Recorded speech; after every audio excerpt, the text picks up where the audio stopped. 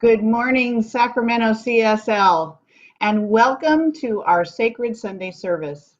I'm Ruth Hall, President of the Board of Trustees, and currently the production manager for all online events. It's pretty fun. We're so glad you're here today, glad you've joined us. Please remember that this sacred service is being recorded and used on social media to build our community. You're welcome to turn off your video and change your username if you'd like. So now, I have the honor and pleasure to introduce our senior minister, Reverend Sharon Dunn. Reverend Sharon has a master's in consciousness studies, and as our founding minister, she is downloading Spirit's idea of our next level of good. So please join me in greeting Reverend Sharon Dunn. Hi, everybody. How are we doing? I'm really excited to be here inside in air conditioning. There's so much to be grateful for. We're looking for 110, 111 degree temperatures today with air quality less than desired. So our prayer work is at hand. So it's fun to be together here where we're nice and cool. There's a ceiling fan and all is well. So at the count of 3, I want you to unmute and say good morning to everybody. 1, 2, 3. Good morning, everybody. Hello. Everybody. Hi, Patrick. Hugs. Patrick. All right, and then mute again.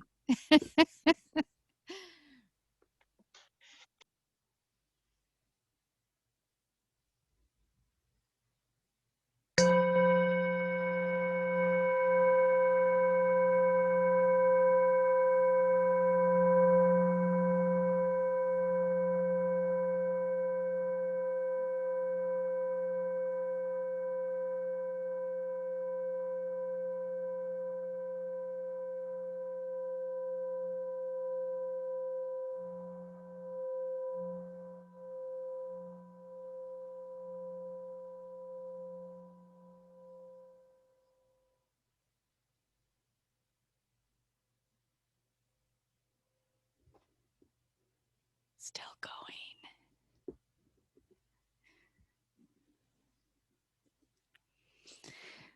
So I have the honor and privilege of introducing our beautiful practitioner of the day. She's also a ministerial student. She is amazing. She's actually going to hold a book study that you'll learn more about when we get to our announcements. You don't want to miss that. She's a delight. She's brilliant. And she's very supportive of me, our board of trustees, and of course, our center. From the beginning, she's a founding member, Debbie Putnam.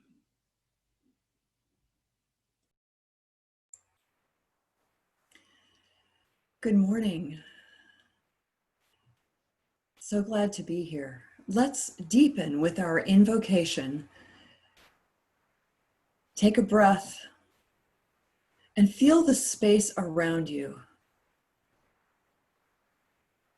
This moment, there is one power, one presence, one infinite good that is all that is, one infinite good that is always showing up, one infinite good that creates all, and is in all.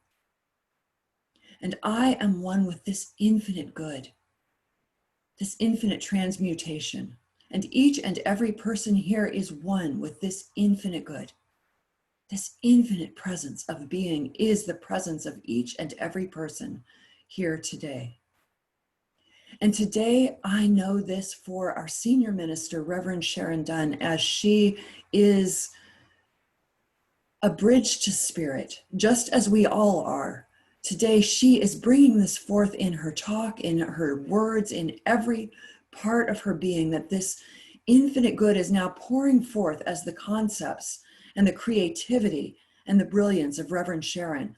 It is coming forth as the concepts and the brilliance and the creativity of Ruth Hall, who is doing our sound, our music, our whole presentation, that each thing, each effort, the efforts of the Board of Trustees, the efforts of the practitioners, the efforts of the ministers, and of each and every person here are now uplifted and aligned with good, that there's this infinite good pouring through each and every one of us, opening our hearts, opening our minds, opening this day to be a brilliant day that transforms us. And so it is. And now you are welcome to join with me on mute in saying our vision, our mission, and our purpose. Vision. We are a welcoming sanctuary community where all are accepted, valued, and supported in the global family. Mission. We inspire and nurture personal and global transformation through the teaching of science of mind. Purpose. In joy and love, we connect in service to all life. And we have a new monthly theme. This is the month of September, of course. This is our first Sunday. And this month, we will be exploring the topic of faith is knowledge. Doesn't that just set you thinking already? Today, Reverend Sharon will present our first topic within Faith is Knowledge. Before that, please stay muted and sing along to our chant by Karen Drucker.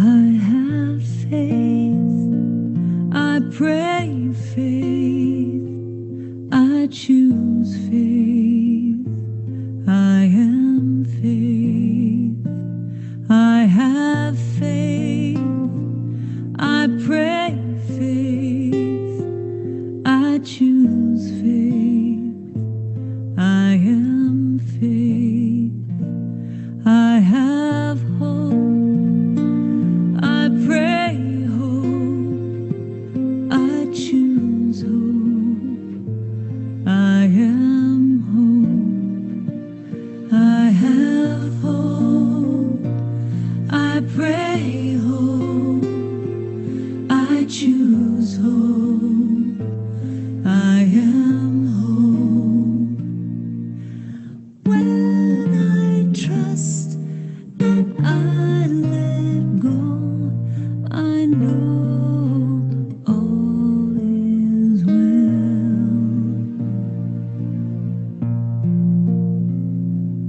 I have love, I pray love, I choose love, I am love, I have love, I pray love, I choose love, I am love, you are love, we are love, all God's children are love, you are love, we are love, all God's children are love.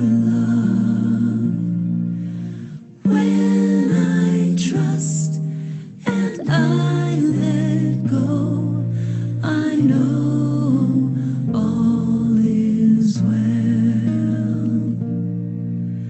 When I trust and I let go, I know all is well.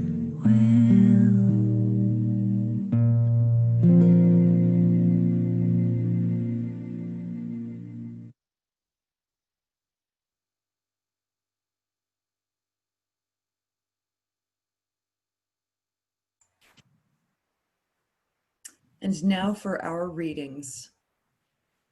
I live in the faith that there is a presence and power greater than I am, that nurtures and supports me in ways I could not even imagine.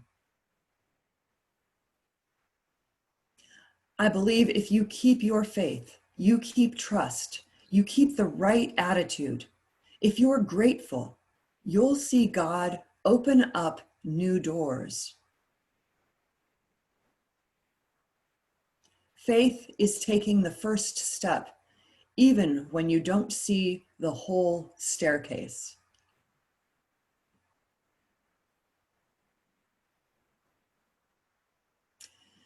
And now join us for our meditation, followed by poetry by Doug Van Workum. Now, Doug has been performing his original poetry and the poetry of Rumi and Hafiz, accompanied by his drum, for 20 years. He's a regular performing artist at our center, and today he is bringing us an original work of art. After our meditation, welcome Doug Van Workum.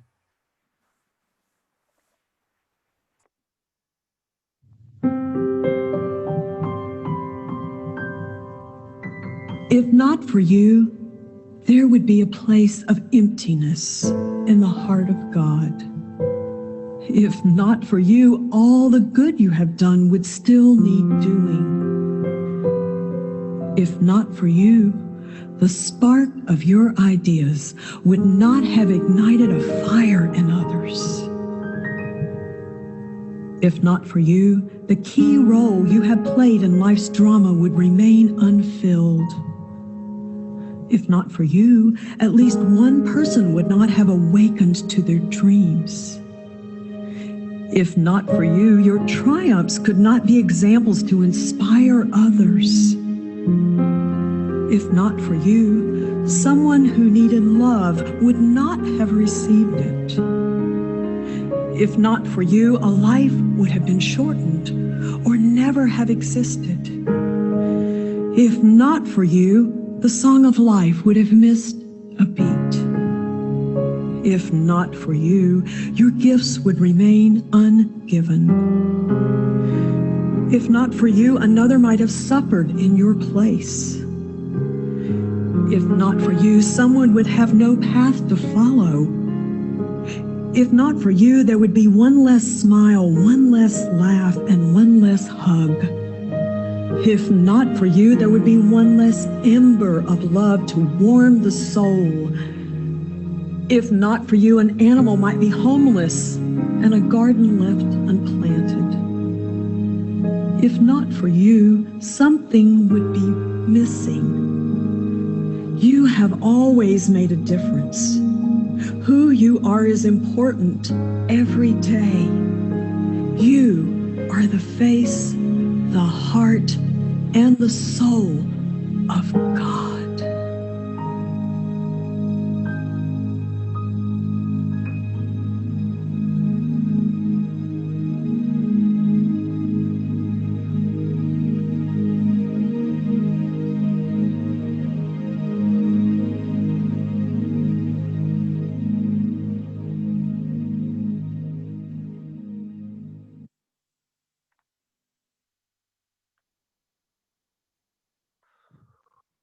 Good morning, everyone,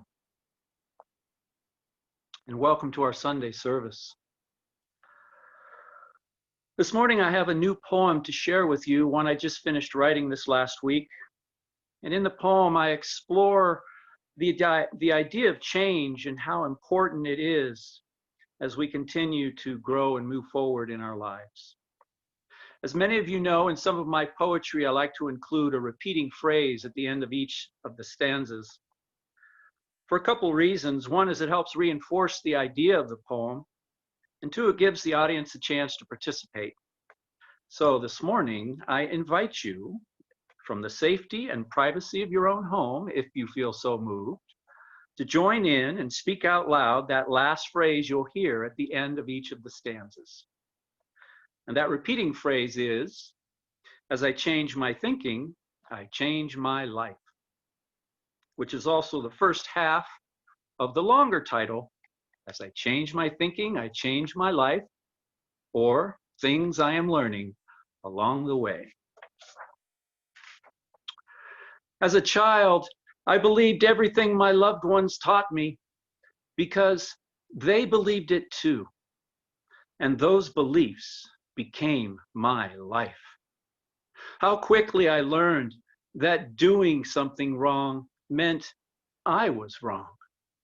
Or how about this one? When you change, then I'll be happy. Friends, our debt to the future is this. Either we learn to heal our own suffering, or it's passed on to the children as their dark inheritance. So let's break this chain together. Join with me now and say out loud, as I change my thinking, I change my life. Why do I dream the same dream over and over? Why do I throw my tangled line in the same ocean again and again? Why have I learned so many ways to say no and so few to say yes? I have become so thirsty, yet I settle for just one sip of water. Now more than ever, I need your help in remembering. As I change my thinking, I change my life. You know, it's when I finally admit that the walls I built around myself are so high that I discover true freedom comes from within. It's when I finally admit that the walls I've built around myself are so high that I discover true freedom comes from within. Praise the Holy One. I am finally learning now that before I try to tear down any wall built by others, I must challenge my own walls first. And that's why I say out loud several times a day, as I change my thinking, I change my life. For so long, I've struggled to find God, somewhere within you and somewhere within me. It's taken an entire lifetime, but I am discovering now that it's inside God where I find us all.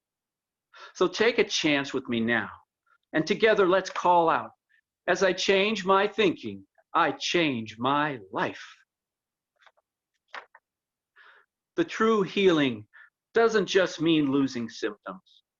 It also means gaining greater insight and living life more deeply than ever before. The more I learn that healing and self-growth are not bound by time and space, the more I'm free to say, as I change my thinking, I change my life. Douglas, you've struggled for so long trying to keep your head above water, and you look exhausted. Are you ready now to see that what's really true is you have always been standing up to your neck in heaven? Well, I said, my answer to that question lies somewhere deep within the idea. As I change my thinking, I change my life. Thank you, Doug. Wow, that was amazing. You have always been standing up to your neck in heaven. Wow. Thank you. That was amazing. So good morning. Good morning, everyone. Good to see everyone. And Debbie was letting us know that we have a new theme for September, which is Faith is Knowledge, which is a great theme for the month. This is going to be a wonderful month for us to be exploring faith, isn't it? I don't think it comes at a greater time. And today's topic is a question of faith. And I'm here to tell you that the funny thing about this topic is that there is no question in faith. Faith is without question. Right? And so we're going to talk about if you're questioning, there is doubt. There's nothing wrong with doubt. I want everyone to know that. Doubt is simply a lack of conviction. When you have resolved that doubt, you have answered the question. And there's nothing wrong in questioning. In fact, it's the process of being convinced. We don't necessarily need proof, but we do need to be convinced. So the 3 points I'm going to make today, the 3 things I want to talk about is, number 1, faith is knowledge. Number 2, conviction of faith. And number 3, the future in faith. And I have to, of course, define faith. I literally didn't change the definition, you'll be glad to hear. I accepted the definition in the dictionary. Faith is a complete trust or confidence in someone or something. Belief that is not based on proof. And believing that something is true. I like Doug's poem when he talks about those beliefs that we get when we're children, don't we? And they last a lifetime unless we examine them. And how simple it is that they can be changed simply by changing our thinking about them. So this is a wonderful thing. So when it comes to faith is knowing, what does faith actually look like and feel like? You know, often when I'm talking, I say, you know, I can feel it in my body. If it's not right, it doesn't feel good in my body. I think our body has a lot to do with our information center. We just finished our class on Rumi, and we learned about the chakras, the 7 chakras, because it's part of the Vedas, which is part of the Hindu teaching, which was part of Rumi's education, which was part of his teaching. That and dance and music, the chakras were a big part of it. And so what we're learning is that that the body is very important for us to listen to. It is an information center. I was just thinking, good morning, Jaime. I see that you're going to be doing because it's Labor Day weekend, and thank you for coming on this holiday weekend. Most people are obviously at the river, at the lake, at the ocean, somewhere nice and cool. But Jaime is actually not going to be doing his healing circle on the first Monday of September as usual, because that's tomorrow and that's a holiday. He's going to come on Wednesday. Wisdom Wednesday, so be sure not to miss his qigong. That's going to be wonderful. But he is very learned and skilled in knowing, right, that the body is a good information center. It is definitely where we can demonstrate the divine showing up in and through and as us, as we say. Faith does an interesting dance with knowing.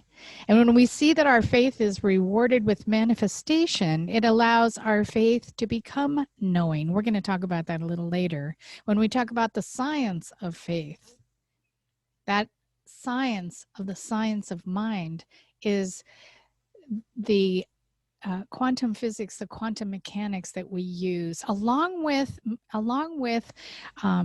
other ideas, such as materialism, that does also inform us. We're going to talk about that. So knowing is faith that has become supercharged. And we relate a personal experience that illustrates this point. And when I ask myself, do you ever have faith in false gods? Have you heard of that commandment, the second commandment, do not put false gods before me? Have you ever decided that something's your source that actually isn't your source?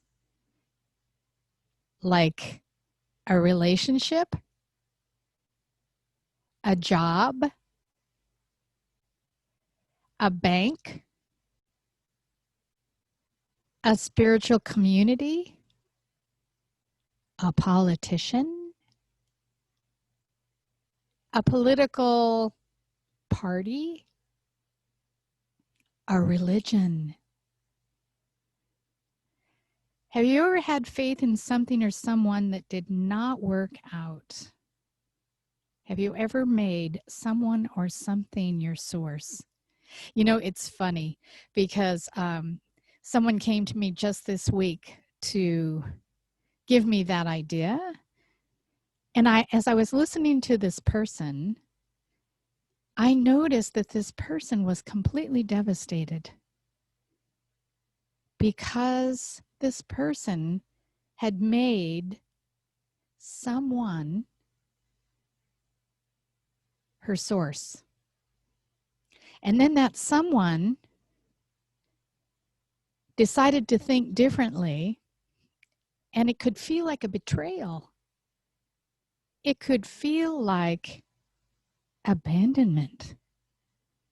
It could feel so disappointing that the very foundation of your being feels like it crumbles. Has that ever happened? And you know, what was so interesting is that when I reminded this person who her source is, immediately, just like Doug's poem,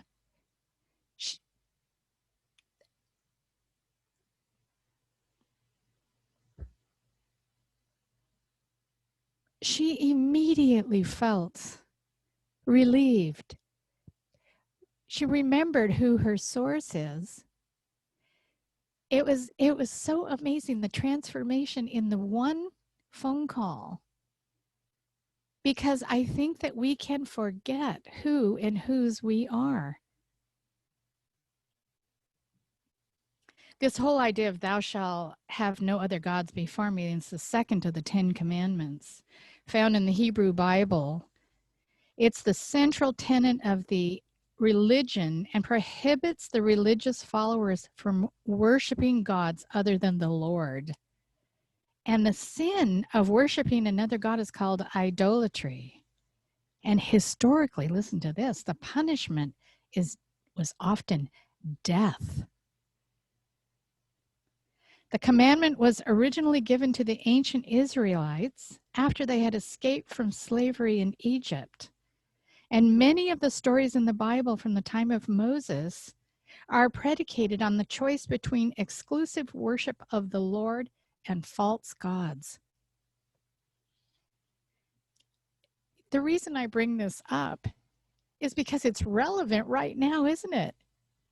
How many of you are idolizing a false god and allowing it to mess up your mind, upset your chi, depress you, devastate you, confuse you? All I have to do is turn on the television. I'm a mess. Takes me lots of spiritual practice to remember who my God is. Can we give ourselves away? Isn't it the same thing? So this whole idea of conviction of faith.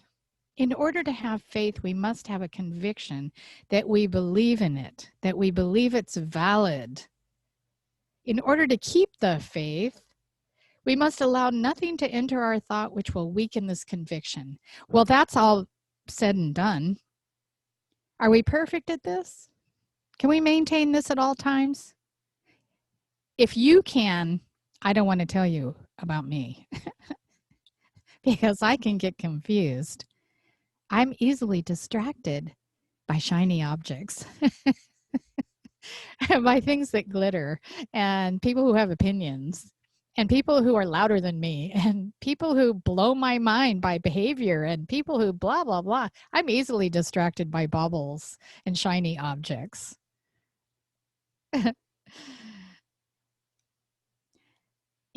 Faith is built up on the belief, right? Acceptance and trust. When anything enters our thought, and this is from Ernest Holmes, when anything enters our thought which destroys in any degree one of these attitudes, to that extent, faith is weakened.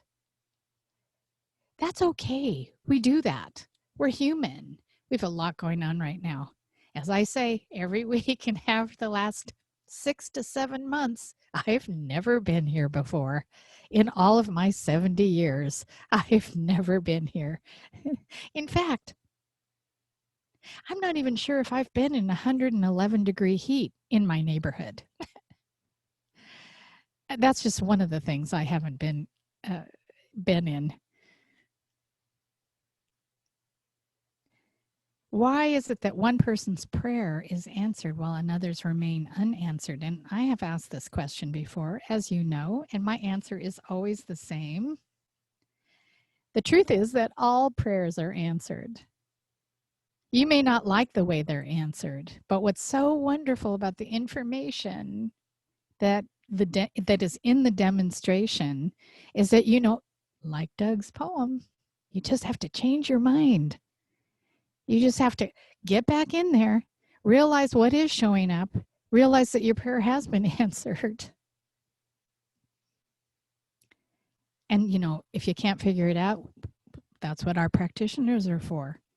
That's what our ministers are for. They would love to be that objective mind, because sometimes someone you may feel like this phone call I got this week. This person was crying and devastated and couldn't see the forest for the trees, right? And all I did was say, oh, source is over here. And she was like, oh my heavens, there it is. I forgot. And that's what a practitioner does. We're not telling you anything you don't already know. We're just reminding you of the truth.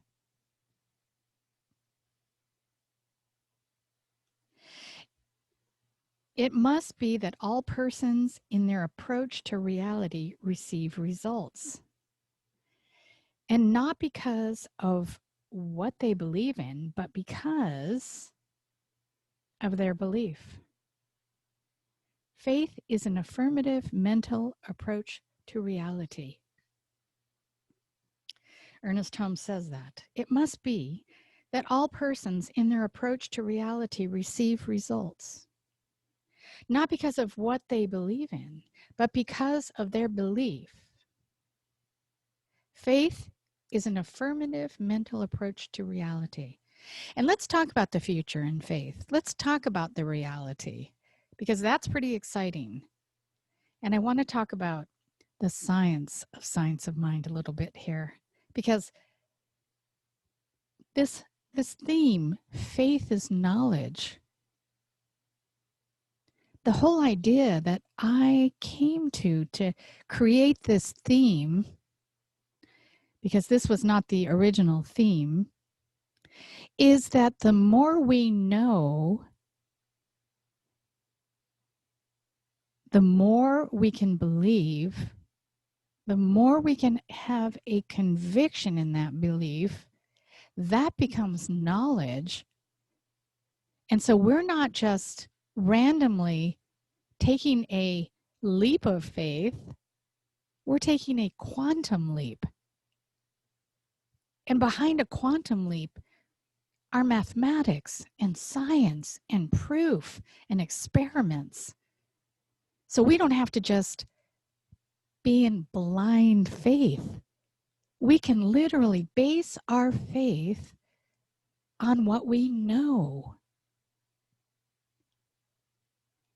So does quantum mechanics make it easier to believe in God?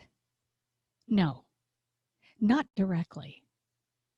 It doesn't provide an argument for the existence of God, but it does so indirectly by providing an argument against materialism, Newtonian physics, if we remember, which is very good, which we're going to bring in today, because it's very important that we count on both sciences, because with materialism, we can play pool.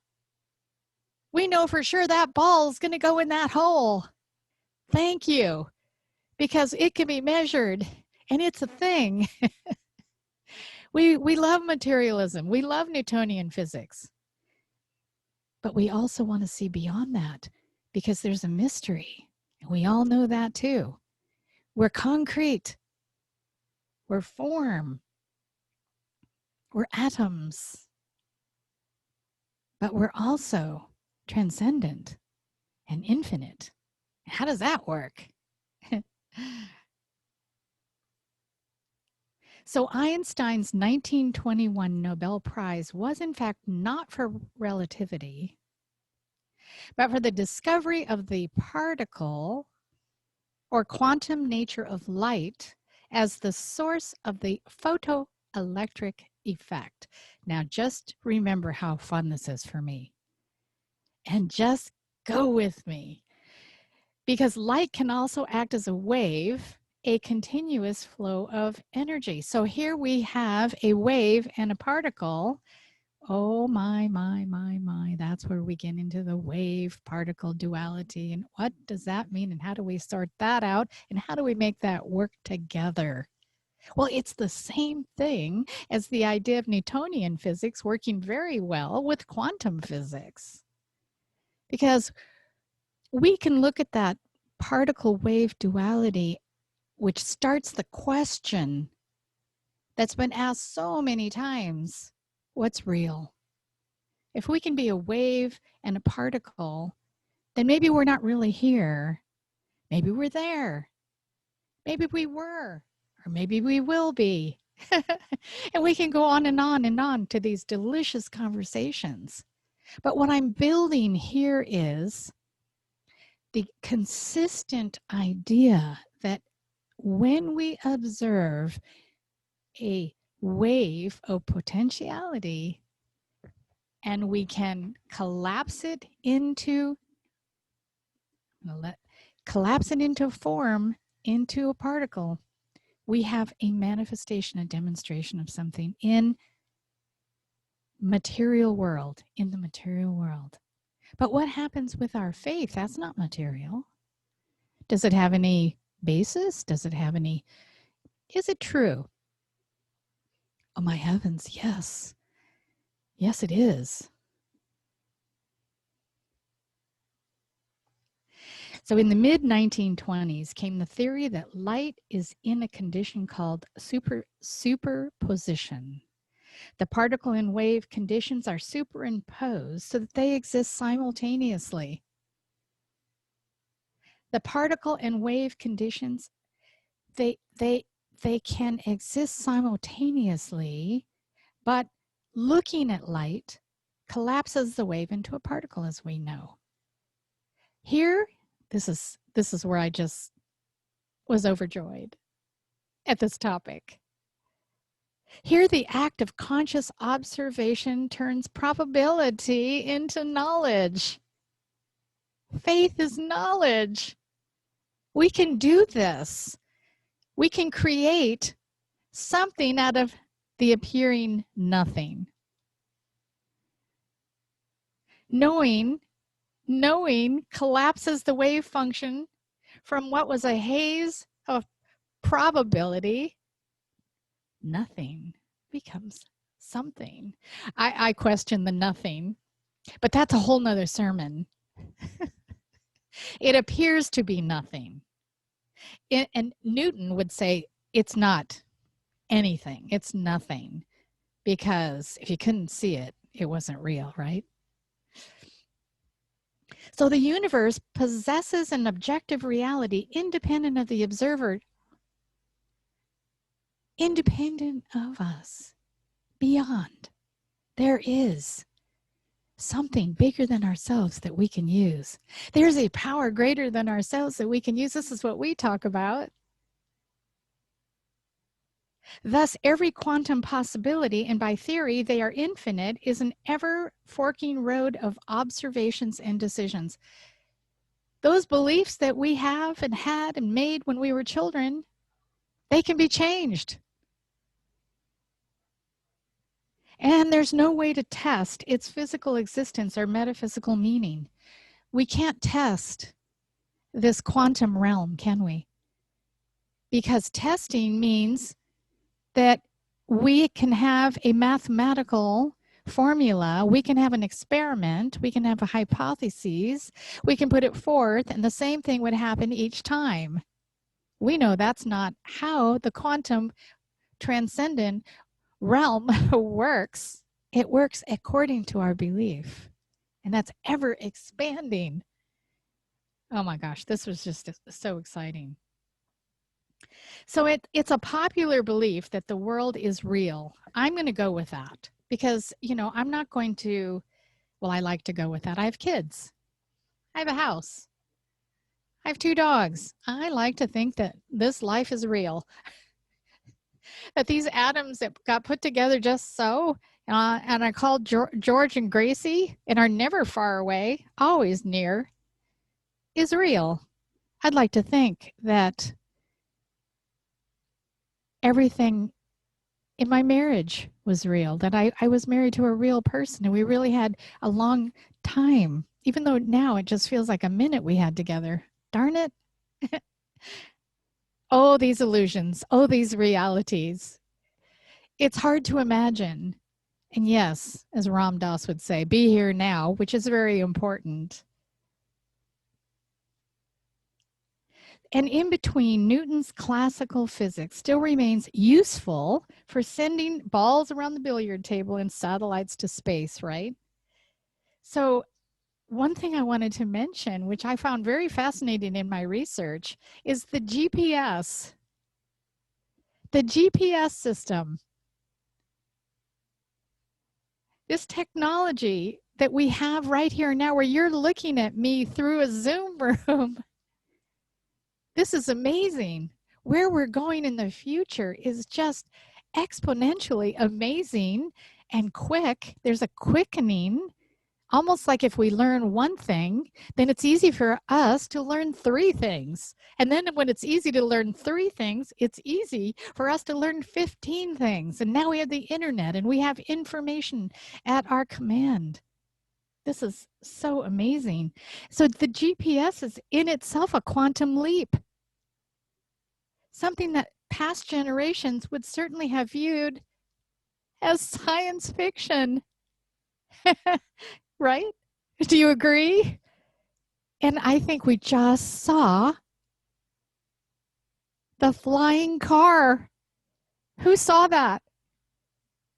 Who saw the testing, the successful testing of the flying car? Oh my word. I may not drive a flying car in my lifetime, but I might. I might, depending on how old they're going to put a limit on getting a license for a flying car. I'm not even sure how they're going to test you. I'm just starting to think of that. I think I'll let that go for now. It could be a whole nother sermon, but are they going to have to look at your spatial and your ability to your peripheral vision will be more important than the eye chart? I'm sorry. I do digress. Oh my.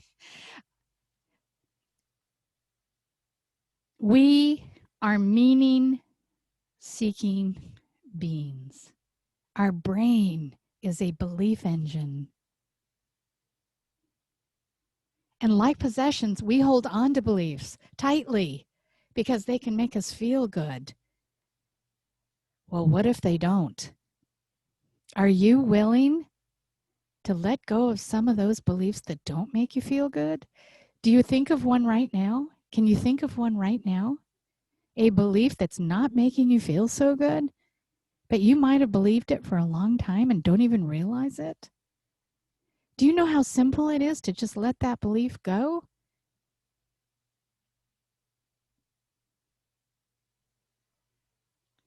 Einstein remarked that truth is what stands the test of experience. He didn't say truth is what stands the test of experiment, did he? He said It is our experience that builds faith. It is our experience that builds faith. A frequent feature of beliefs is that when examining evidence relevant to a given belief, people are inclined to see what they expect to see. Be careful here. And conclude what they expect to conclude. So when I ask you, is there a belief? Is there a belief that you'd like to let go of or change? You're going to have to get into it to see if it's actually a belief you expect to believe or a conclusion that you expect to conclude. So in other words, we may have beliefs that we don't even realize we can change. I'm here to tell you, you can change every belief. This is the quantum reality of our lives here on earth. So I'm asking, why not conclude that faith is knowledge and set out to prove it by having the life you desire?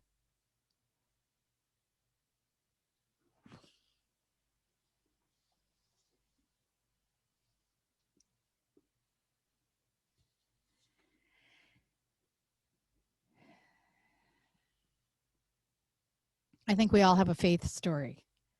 I've told you my faith story many times. I said, you know, Spirit called me to be a minister. I went to ministerial school. I flunked out in the first quarter. I like to say that because I went to Catholic school and you either pass or flunk. What a word. I flunked. Basically, I choked.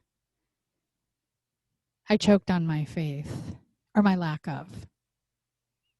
In my first quarter, as I've said, 5 of my immediate family members either died or were diagnosed with a terminal illness.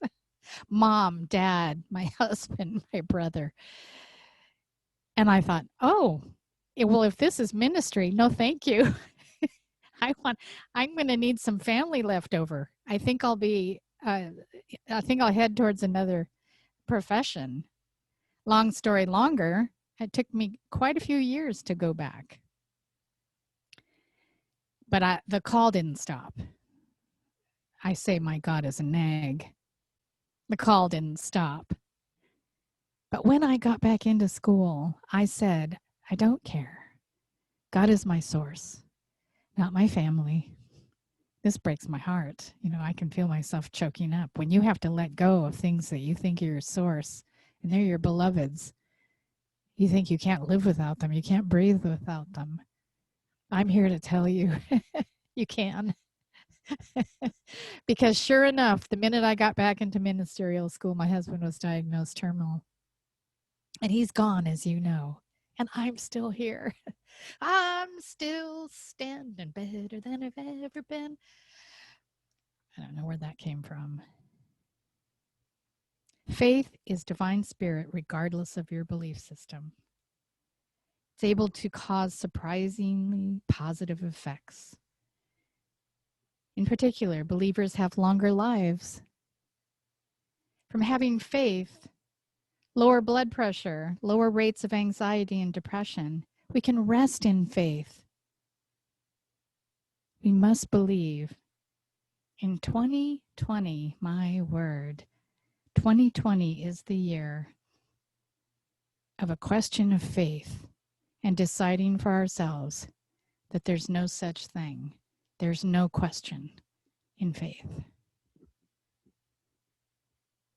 Let us pray.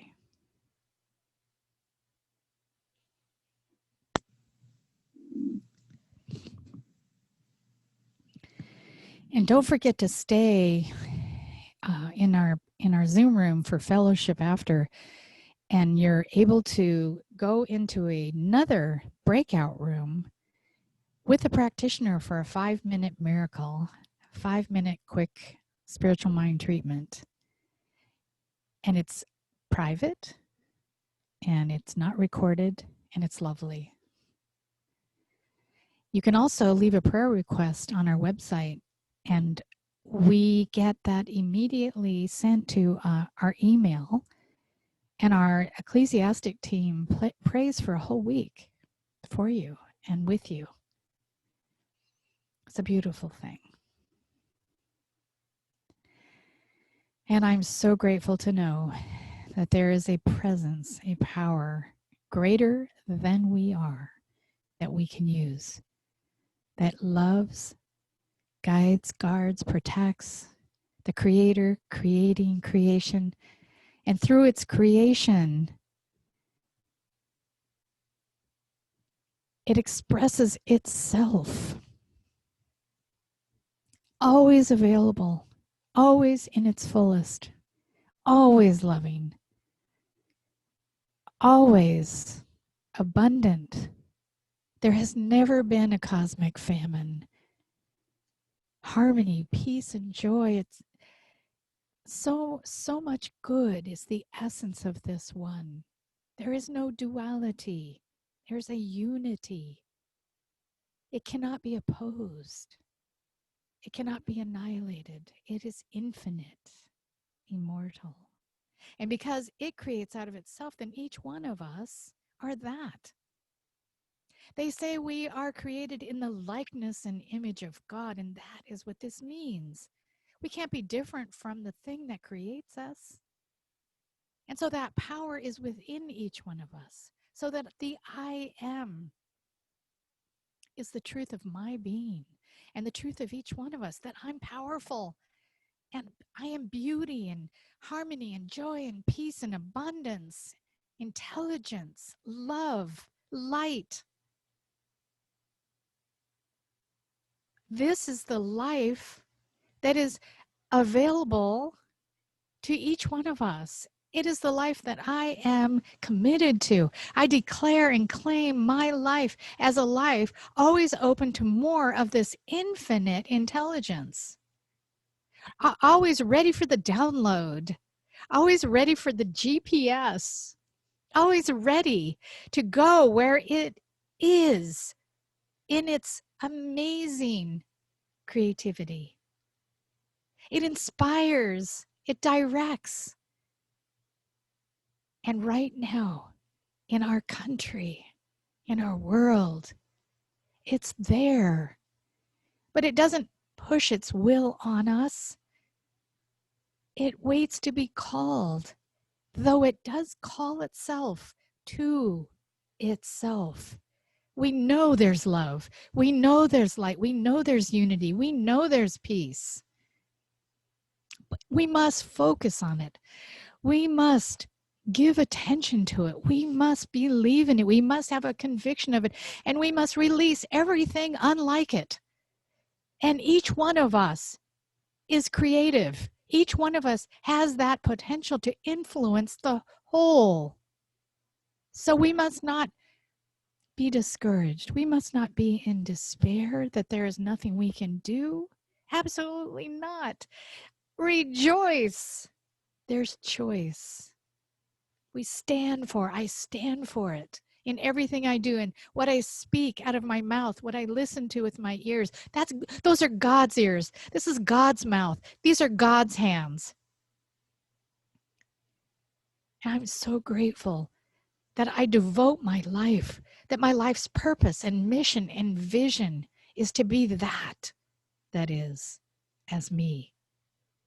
I am so grateful to know this, that also it connects us to each other. So there is this unity and oneness, and then in and through its creation comes the multiplicity, the differences, the beauty in our differentness, in our different faiths and our different colors and our traditions and our different countries of origin.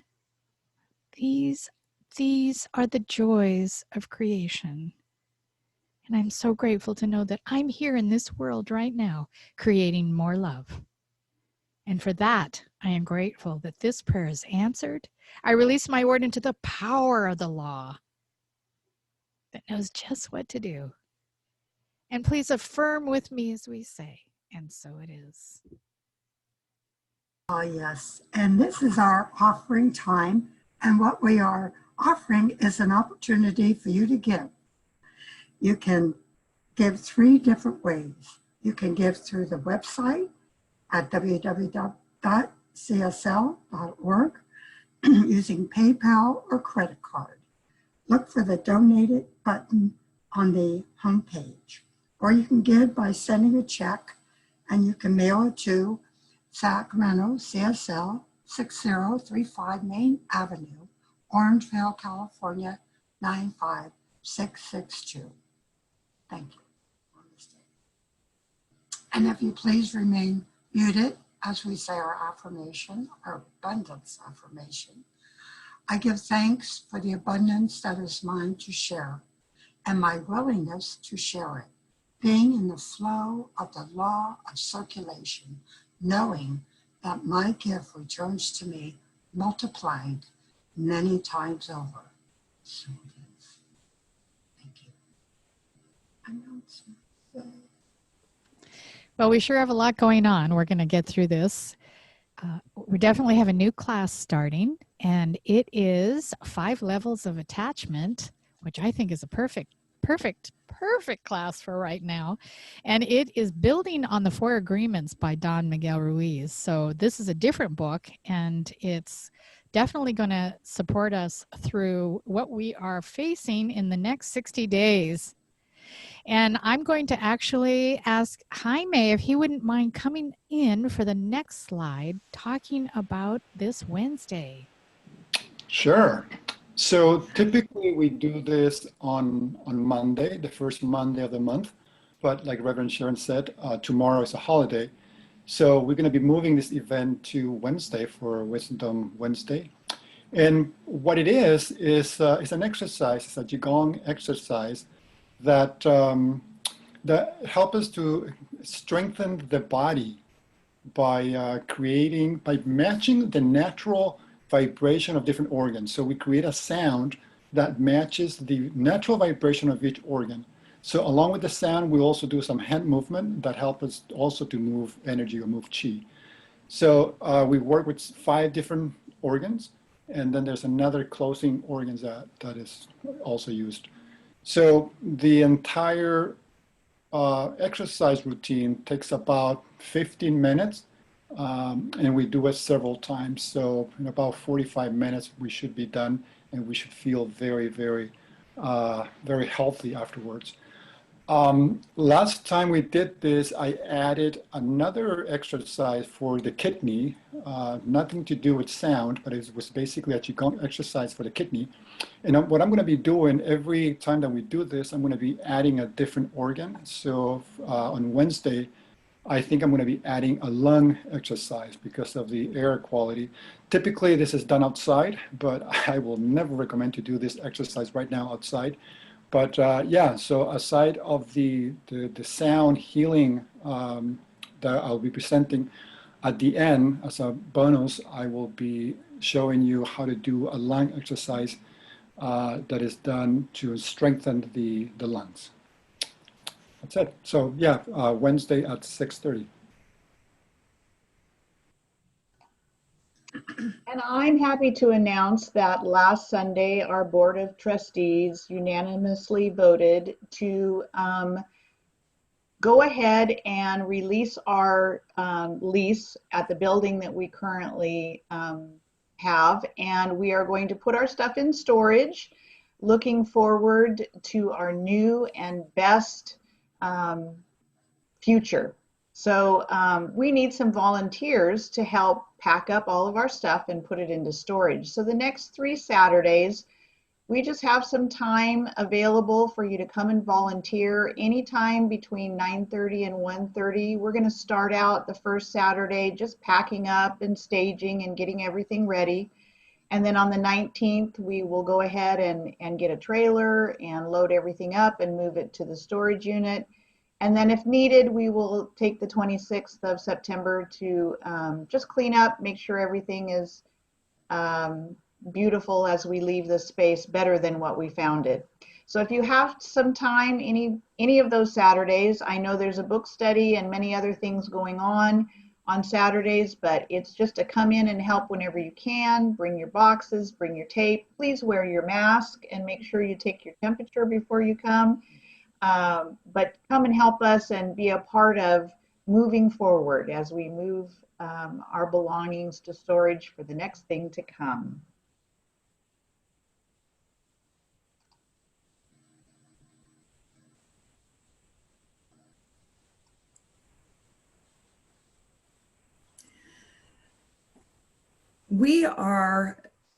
It is time for us to launch into a study of Deepak Chopra. And coincidentally, I have a book study starting on Saturday, but as Spirit likes to align things in synchronicity, and a lot of this book talks about that, Reverend Dr. Edward Villion, who is our world spiritual leader, is going to be live with Deepak Chopra on Friday at 3 p.m. And that can be connected to through Facebook Live. I believe there is a link that we will be sending out or that someone can put in the chat. So if you want to experience that, that would be wonderful. Now, the book study itself is just going to be an hour a week from 9 to 10 a.m. on many Saturday mornings. There's a few that we're going to skip, so there's some Saturdays. And this is an opportunity to either come for the whole series or to drop in for the ones that you want to experience. This book helps connect us with some of the themes that Reverend Sharon talked about today. How to access faith through knowing. Well, how do you get to that knowing? Starting to observe the things that have happened and are happening in your life so that you become more conscious and can take those conscious awarenesses of coincidences, synchronicities, things that have powered you to where you are right now, and start expanding your life so that it more and more is the life of your joy, the life of your dreams, exactly what you want. As Deepak Chopra says, so that we can learn to rewrite our destinies in any way we wish. And part of this is very experiential, so especially later on in the series of workshops. Look forward to seeing you on Saturday. I just wonder if I have a question about the announcements. I was wondering, since we have the book study going on until 10, is there any way we can change our work parties to 10:30 and make them 10:30 to 2:30 instead? What do you think? Certainly we can. I just planned on being there at 9:30 and run our practice from there. People that don't have time can come and go however they have time to offer that. Awesome. So that time frame from 9:30 to 1:30 is just an open come when you can. Okay, good. So we can still just come after class. Absolutely. Oh, perfect. That makes me understand it a little bit better. And I know that we can also be. I appreciate that too. Okay. And then as far as the Deepak Chopra, Dr. Chopra and Dr. Villions, you're going to go on to the Science of Mind magazine Facebook page. And that's where it will be live. And I have that on the slide there, Science of Mind magazine Facebook page. So I have that also on our Facebook page and on our website. So if you have any questions, you can find it in those places.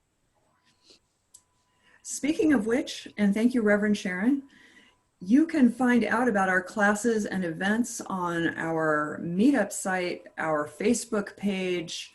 There are announcements that go out if you're in either the Meetup group or just on an email list. So there are many ways to find these, also, of course, on our website. So look for what's going on and join those things that make your heart sing. Thank you. Please join us in our closing song. I am filled with loving kindness. I am well. I am peaceful and at ease. And I am happy. We are filled with loving kindness. We are well. We are peaceful and at ease. And we are happy.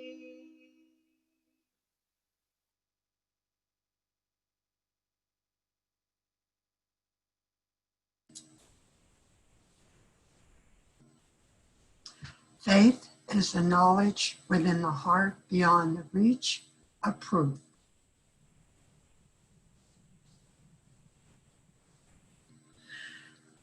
And knowing and being grateful in this moment as we take the time to feel our faith. We know it, we have it, it's there.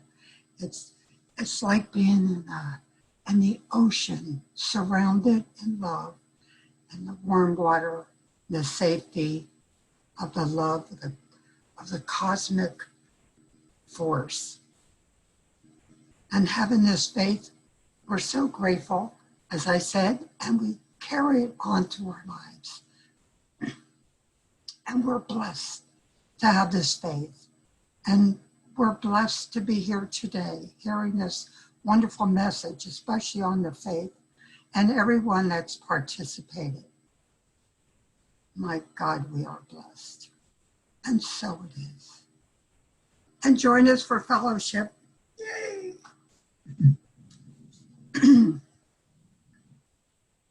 Hi, everybody.